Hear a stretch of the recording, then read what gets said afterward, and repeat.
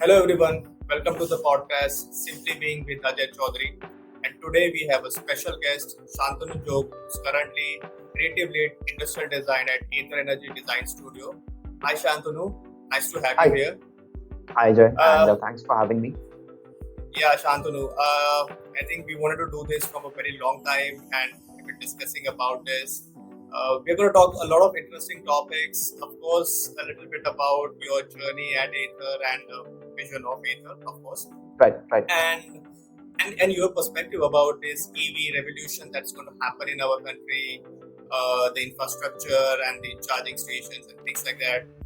And we're gonna end our topic on a very interesting note. That's something for our younger audiences who are in design schools, who are wanting to right, make a really cool design project, EV design project. right, Something right. definitely that will catch your attention Sure, and of course, maybe they lined up in their dream jobs. So I would love to shoot the first question to you, Shantanu, and that's sure. of course a little bit about your design journey at Ather and a bit about Ather design, uh, basically their vision for the future. Right. So, of course, as an individual, for me, my design journey started with my graduation and my master's. So, I did my Bachelor of Fine Arts at Nagpur, and after which I did an MDes at IDC, IIT Bombay. Um, After which of course, I was always interested in vehicles. I was always interested in vehicle design, but due to circumstances, circumstances, and all of course, the other aspect being the prerequisite qualification, right? So that still didn't exactly lead me to that part directly. But I did join TVS Motor Company in 2008. I did.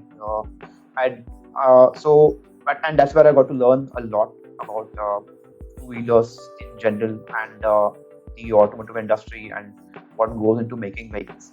Uh, After which I joined Ather Energy in 2014. So since then, at Ather, the journey has also been super interesting, and there's been a lot of learning there. So in my prior job, the learning was at an established OEM, while in this one, the my learning has been in the context of a fresh startup, and how we've also the challenges that we faced have also been very different. Uh, Starting with how like what product you want to make, and then kind of understand, kind of getting a bit of clarity on that. Then funding. Then there's of course things like there's funding. Then there's things like you when you start working on your product, and when you start uh, eventually kind of take it to a point where you would like to take it to production.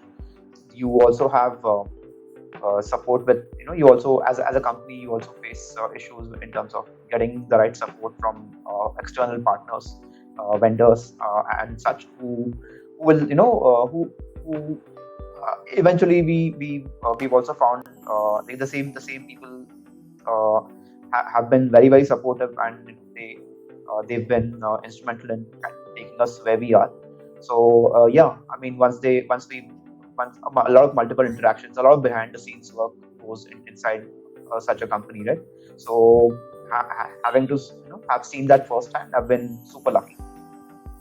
Yeah, Shantanu, I'm sure your story at every point of Ather's life cycle, the phase, has been very challenging. Of course, it must be really, there might be anxious moments also where you would rethink, where am I actually and, what am I doing here? But I would definitely, give hats off to you that you stayed with Ather and, you delivered the product with them.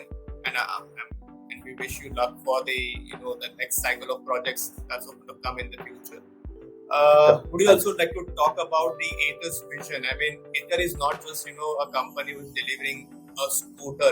They want to go beyond that obvious, in terms of thinking for this EV revolution. Would you like to elaborate Right, on right. that? So of course, I'll talk about what I'm at liberty to talk about. So at the moment, of course, our as a company, our vision lies in terms of making sure that electric energy is adopted faster, and vehicles being the fastest, being the vehicles being a space where where energy gets used the most, and energy gets used the most frequently, and the usage of that energy affects every aspect of our lives. If you think about it from a personal transport perspective, from a public transport perspective, from a goods transport perspective, to every single aspect, and every single aspect of our lives that has been brought to us is because of that, right? So for us, vehicles mobility is the was the correct answer. Uh, from there, based on the limitations of technology, based on limitations of the price point that can accelerate this adoption, potentially accelerate the adoption, we've the first product that we made was a scooter, and we've also evolved it since then. So yeah, I think we'll continue being in the mobility sector. That's all I can say for now. Yeah, I mean, there are a couple of things that Ather Energy actually introduced to the market. The telemetrics of having how the usage of user is in terms of its mobility needs and things like that. I think that was Right. something that the industry had never thought about. I mean, a lot of IC makers had taken comfort in just giving you a mileage for your scooter. Say, if you take an example of that. And Ather actually, tried to understand deeper into the whole idea of mobility of an individual, which I would say is a very interesting thing to do, given the fact that we are in this tech world where people want to, measure everything about their lives. So, Yes. I mean, that's where Ather actually, I mean, if you ask me, differentiated itself from a regular company. That we are driven by tech, by design, and not the product or just the brand. Right. Yeah, I mean, it's interesting. Right. Also, I mean, if we talk about like one of the first challenges that any EV vehicle or product would have is the infrastructure. And what do you think about how government's policies and role have been, to really help this EV revolution to happen in the country? Like, how do you think it has really fared up till now? So I think so one of the big things that has happened in the past few years is the introduction of subsidies. So subsidies have helped us tremendously, and customers even more. I mean, they've it's so subsidies have been really helpful, and so subsidies are extremely important when it comes to promoting, say, the usage of anything new. And I think that is one of the things that that is a big plus for everyone. Secondly, policies in terms of yeah, again, there are subsidies, then there are in some states you don't need to pay any taxes for your EV, right? I mean, road tax, so or lower road taxes in general. Then there are even in organizations wherever people work, right? I think when you buy an electric vehicle, you are also incentivized. So there are, in terms of tax saving for that matter, right? So there are these are really nice steps that are happening. And even in terms of promoting charging infrastructure, similarly, we've been seeing some good work happening. So charging stations have been cropping up everywhere in the city, and you get to see a lot of cars, and now on highways too. So what this has led to is a kind of a domino effect of where of course you have a government agency introducing charging infrastructure, but then you also have private institutions and private individuals, or small businesses bringing in their own and introducing their own charging facilities for users. Like, for that matter, there are certain places, certain hotels on highways which talk about which give you charging points for your car. So people with, say, a Nexon EV or an MG ZS EV can just make a trip from say Bangalore to Coimbatore or something to that effect in and still so they can stay at that place. So it works very well for everyone. It gives the hotel their business, the your the customer on their road trip gets to take some rest, and their vehicle gets charged. So general win-win for everyone. So it's been nice to see that, and also as part of the industry, it's nice to see that there are initiatives being taken and they lead to these effects. It's quite interesting the example that you mentioned that restaurant place they want to really show or project themselves as eco-conscious, basically businessmen, and also a little bit of exclusivity that electric vehicles have, that they have a separate charging, like a parking spot reserved for them, which generally, I would say IC guy would probably be, why don't I have a reserved spot for myself? Yeah. So I mean, just building onto that, are these policies, I mean, have to be designed in such a way that it's very end to end, like you don't have any creativity to show, or nobody gets an entrepreneurial spirit. I think the incentive part of it is very important. So should the policymakers just be saying, okay, we are facilitators, we just help you think. Now you go and find out what's going to happen in this space. Right. So I think yes, this is already happening, and Niti Aayog does this on a regular basis, right? So organizations like Niti Aayog do this on a regular basis, where they involve a lot of stakeholders, from say the actual decision makers and policy makers to an end customer to companies who are already in that space.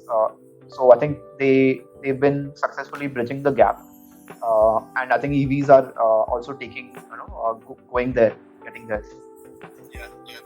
I think given the fact that we have to rethink our urban spaces slightly differently, it also brings a lot of opportunities, not just for designers but architects or maybe real estate developers, to really think about the next generation EV spaces also.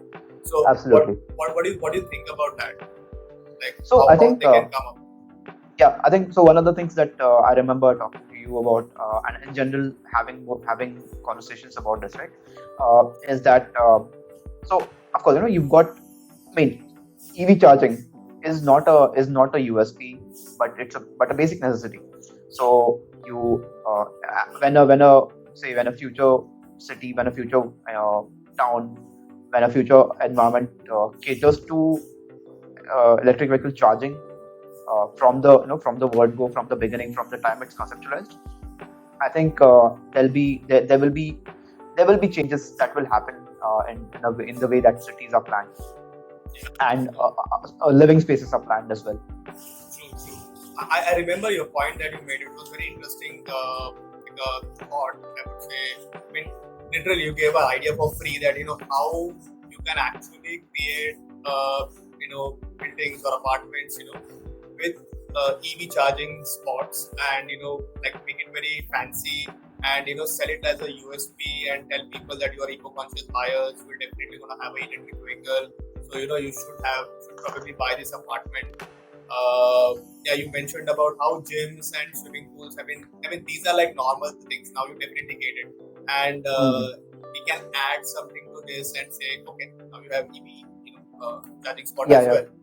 So I would probably contradict myself there. I mean, I don't think they have to be fancy. I think this is just like just like charging your phone. So you don't have a fancy space for charging your phone or any other. I mean, at your place, it's just like you just charge your phone at any place inside your house. But of course, like when you get your own charging spot, when you get your own parking location in your apartment complex, it just has to be there. I mean, I mean, all you need is parking and charging, and so you already have parking as one of the things that everyone gets in a new apartment complex. But providing parking with charging that is already connected to the users, to the same users meter, is, I mean, it just needs to be thought of in advance. Yeah. I think given the fact that the current infrastructure, like whatever we have, it's very difficult. But for the future, I mean, we can imagine spaces very differently, and yeah, I mean they become more invisible. I mean charging infrastructure, as you said, don't have to be bragged about or make it fancy. It will become very normal and part of our lives. So we know that Right, okay, right, this is a parking space, or this is dedicated for this. I'm right. sure that must have happened with the petrol pumps in the beginning when they cropped up at every part of the city. It was something really cool to have it, in Mm, the particular spots. Now they are everywhere, and I mean you don't really find it very interesting to see that. mm. Uh, One of the things that perhaps I mean I'm just taking you out of this infrastructure game, and one of the things that the EVs have been doing, or leading this revolution is with design disruption, and there is a talk about universal design or a tech-driven approach that EVs have brought into mainstream. Right. Uh, how do you see this is going forward? Any examples that you would love to give about this? I think one of the since this space is still so new, I mean in terms of where mobility, how mobility has been, and where mobility has been over the past one 150 odd years. Yes, EVs are not new. In fact, EVs are as old as IC engine vehicles themselves, right? Almost as old as IC engine. And I mean, I'm sure you've read about at the turn of the century in the US, for example, there were more electric vehicle makers than there were IC engine vehicle makers, right? And so you had companies like Detroit Electric and so on and so forth, who made electric vehicles, and I think they all probably had lead acid batteries. I'm not sure what the tech was, and they work perfectly well. And you have pictures of these cars with huge thin wheels and thin tires, and they're very tall cars, just like there were those cars from 1901 still had the they were still remnants of the coach building era from the previous century, right? In that. And so yes, EVs are not new, but I think what EVs back then also offered was better convenience. In fact, I remember electric vehicles being. I mean, some certain companies made electric vehicles that were targeted towards not just men but for everyone, and they made those vehicles more comfortable on the interior as well. So so the still the electric starter arrived. Cranking of petrol vehicles was an issue, and it was so electric vehicles had none of those things. But eventually, I think the starter motor and you know in general the focus on IC engine development sidelined EVs. But coming back to the point now, right? I think in the last 10-15 years, and especially more so in the last say 5-6 years, you would have increasingly noticed an experience-driven design approach, right? And I think one good example of that would, I mean, of course, you always have companies like Tesla, and where you see uh, interiors being re-questioned, right? You have an interior space that just has a steering wheel with a couple of buttons on it and then a screen, right? And even your air conditioning vents are hidden away, right? And so you create a sense of space. You also create a sense of space through the usage of your entire glass house and the lighting, and then you liberate more interior space because now you don't need to store you don't need to you don't need to package certain components that used to be there anymore. But coming back to the experience driven approach, Tesla, I think on an interior front has been doing really cool things, uh, right? And then I think one good example is Rivian. So Rivian, the way they've designed that product and the purpose that they've designed that product for, and the amount of the way they talk about convenience and utility, so quite fascinating, frankly. Yeah, I mean, you give example of Tesla, and you're talking about this whole idea of disruption design, and really, questioning yourself from the ground, like why am I Hmm. doing this? I think that part was missing for IC vehicles for a very long time, and particularly the whole idea of industrial design approach, to making anything which is rational, functional, but at the same time, it looks also to the current generation is also important.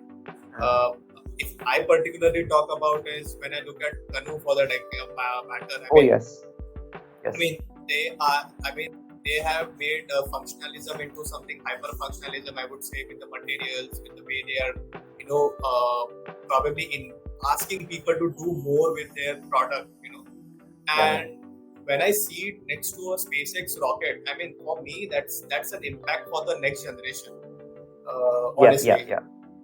I completely forgot about Canoe, and but Canoe, another fascinating company, and another amazing range of products that they've at least conceptualized. And you're right. The usage of materials, the approach to design itself, brilliant. So I think Canoe and Rivian are really good examples. Tesla, like I said, on the interior front, they've been doing a lot of revolutionary things. I think on the exterior front, what I've seen so far, apart from the Cybertruck, what I've seen is a very familiar approach. You still have a silhouette that is familiar, and you still, of course, there are design details on these vehicles that differ, that aid. One is the aid aerodynamics. So in terms of the calm tail on the Model X or even the Model Y, right? But and then the whole flush doors and the usage of the right kind of mirrors. So I think even wheel covers. So I think aero becomes so much more important as you go faster, right? So they've been doing a lot of innovation there, but the general silhouette is very familiar to it's very familiar to a user who's been living with existing kind of vehicles. So yeah, that's one of the things. But yeah, I think the Cybertruck is where they just went in the exact opposite direction, and that's super cool. Yeah, I remember you mentioned about Rivian also. Like one of the good idea about Rivian was they introduced an external storage, which you could access.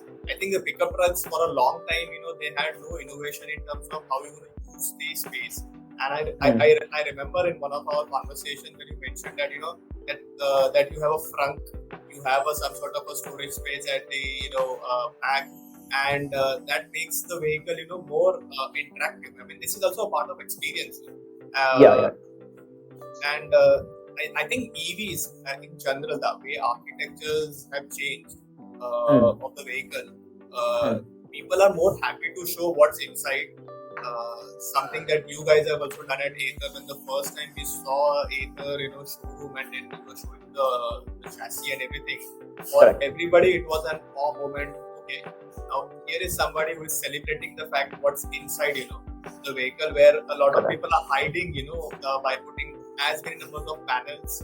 And here is somebody who is taking a very disruptive approach to this whole idea of even designing or styling a particular vehicle. I think that's something that the EV makers are doing on a regular basis, and this is quite interesting, to be very honest. So go on. Yeah, I mean, do you think that this is going to keep continuing as we go forward, because the technology will shrink? It will give you more advantages in the future to really challenge even more the architecture. So I think one of the things to I think bear in mind would be that you don't disrupt for the sake of disruption, right? Like you disrupt as an outcome of what you want to provide as a better experience for a potential customer, or even for an existing customer, right? Or for an existing user, so or a new user. And I think that's where the EV space will evolve. There will be more products for everyone. There will be products that again will be in the realm of familiarity. There'll be products that will completely rethink. So I think you will see work on all ends of the spectrum. And at least in this case, I don't think, like, to a large extent in IC engine vehicles, right, you will see tech and power output, or tech or say design choices being synonymous with more powerful vehicles, with more specialist vehicles. But I think this is a difference that will occur where higher tech or higher amounts of tech. I mean, tech just needs to enable a person to do a thing. So tech is what you bring in to give someone a better experience. And I think that is the difference that we will see in the future. Tech is not again, you don't just bring in tech because you can. You bring in tech because you want to provide a certain experience with that tech to your user. Yeah. Yeah.